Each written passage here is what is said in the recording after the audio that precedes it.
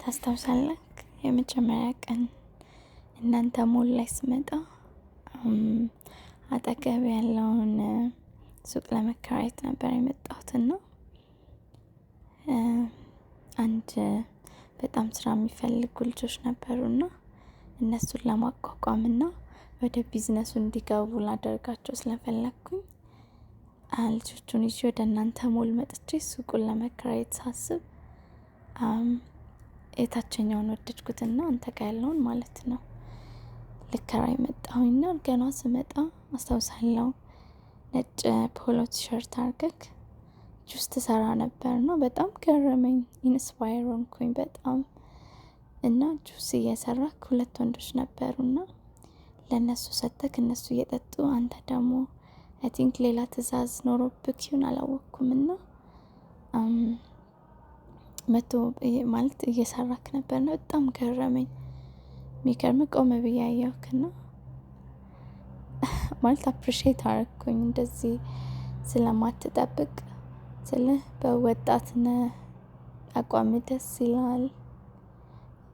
ግን ያየሁክ የሆነች ትንሽዬ ሱቅ ጁስ የምትሰራበት ውስጥ ነው ያየሁክና በዛ ውስጥ ፈገግታክ አለ።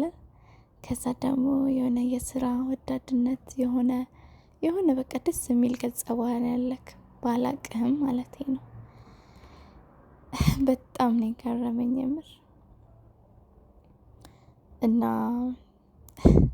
አጠገቤ ላሉ ልጆች እናንተ በጣም ደስ የሚል ሰው ነው፣ ወጣት ነው፣ በጣም መስራት የሚችል ሰው ነው፣ ብዙ ነገር ማድረግ የሚችል ሰው ነው። ግን እዚህ ጋር ቆሞ ሰዎችን ሰርቭ እያደረገ ነው እና በጣም ያስገርማል። እናንተም በጣም ጥሩ ትምህርት ነው ብዬ ለነሱ ቤቱን ለመከራየት ተስማምቼ እነሱን አውርቼ ከዛ በኋላ እንደዚህ እንዳየሁክ የሆነ አግሪመንቱን ሳይን አድርጌ ማለት ስራ አስኪያጁን ጠሩልኝ የሞሉን።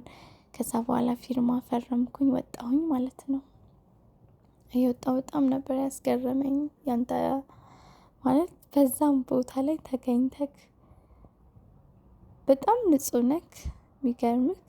ከዛ ደግሞ በጣም ታታሪ መሆንክ እንደዚሁ ያየክ ሰው ያውቃልና በጣም ገርሞኝ ነበር የሄድኩትና የሚገርመው ግን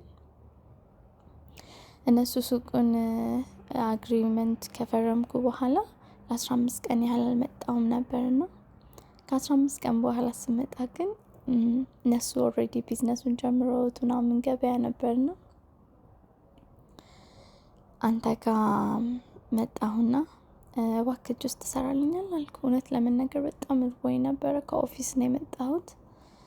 ቀጥታ እነሱን ለማየት ነው የመጣሁት። ምክንያቱም እዚህ ሀገር ስላልነበርኩኝ እነሱ የሚያደርጉትን ነገር እንዴት ቢዝነሱን እያደረጉ እንዳሉ ማየት ስለፈለኩኝ ነው እየተሯሯጥኩኝ ቅዳሜ ቀን የመጣሁትና ለዛ ነው ጁስን ስራልኝ ብዬ የመጣሁትና ጁሱን ሰርተህ ስታመጣልኝ አጋጣሚ ጁሱ በቪንቶ ነበርና እውነት ለመናገር አልጠጣሁትም። ለልጆቹ ነበር የሰጠኋቸው ምክንያቱም አልቻልኩም ነበር። ቪንቶ ያለው ነገር ምንም አልጠጣም፣ ደስ አይለኝም። ከዛ በቃ ጨርሼ ካፑ ቁጭ ብሎ ነበር አጋጣሚ ጠረጴዛ ላይና እንዴት ነው ጁሱ ተመቸሽ አልከኝ። አዎ በጣም ነው የማመሰግነው፣ ደስ ይላል ምናምን ብዬ ካለፍኩኝ ማለት ነው። ከዛ በቃ የዛ ቀን እነሱን ቢዚ ነበሩ። እነሱን ሳግዛቸው ምስላቸው ቆየንና የሆነ ሰዓት መተክ እሺ ዱርዬው አልከኝ እና በጣም ደነገጥኩኝ። እንዲህ ምን እያለ ነው ምናምን ነገር አልኳቸው ማለት ነው። ከዛ በኋላ ተመልሼ በሌላኛው ቀን ማለት ሌላኛው ስለ ሁልጊዜም በሳምንት ነው የምመጣው። ምክንያቱም ከቅዳሜ ውጪ ከሰኞ እስከ ዓርብ ያለው ጊዜ አይመቸኝም፣ ያው የስራ ጊዜ ስለሆነ ማለት ነውና ከዛ ቅዳሜ ቀን ተመልሼ የመጣሁና ያው ሁልጊዜም እንደራበኝ አይደል እና እባክህ ጁስ ስራልኝ አልኩ። ግን ያለ ቪንቶ እሺ አልኩኝ። ምክንያቱም የዛ ጊዜ ያልጠጣሁት ጁስ እንዳይደገም ማለት ነው። እና ያለ ቆንጆ ማንጎ በቴምር አድርገህ ሰርታ መጣልኝ። እና ቁጭ ብዬ ጠጣሁኝ። በጣም ነበር እንጆ ያረኩት የምር ለማጋነን ባይሆንም ግን በጣም ቆንጆ ጁስ ነበር። እውነት ለመናገር በጣም እንደዚህ አይነት ጁስ ጠጥቼ አላውቅም። ቤት ውስጥ የተሰራ ነው እንጂ የሆነ ደጅ ተሰርቶ ምናምን ጠጥቼ ስለማላውቅ በጣም ነው ደስ ያለኝ። በቃ ብርቅ ነው የሆነብኝ እና ደስ አለኝ በጣም። አንተንም በአጋጣሚዎች እንደዛ ሰርተክ ሰጠኸኝ ጠጥቼ ያንን ነገር በማወቄ ደስ አለኝ። እና በሚቀጥለው ድጋሚ ቅዳሜ መጣሁኝ ማለት ነው። በቃ ይሄን ቅዳሜ ለመድኩት እና አስታውሳለሁ አንድ ቀን ቅዳሜ ቁጭ ብለን ማለት አንተ ቁጭ ብለሃል፣ እኔም አጋጣሚ በጣም ብዙ ሰዎች ነበሩ ሱቅ ውስጥ እና የት መሄድ እንዳለብኝ ስላላወቅኩኝ አንተ ጋር መጥቼ ቁጭ አልኩኝ እና አጋጣሚ ምንድነው የምትሰሪው ምናምን ስትለኝ ኤንጆ ነው የምሰራው እንደዚህ አይነት ሙያን የተመረቅኩት ምናምን ብዬ አወራሁክ። ከዛ እውነት ለመናገር ኤንጆ ነው የምሰራው ብዬ ዋሽቻለሁ። ግን ያው እሱን ተውና ስለ ላይፍ አወራን።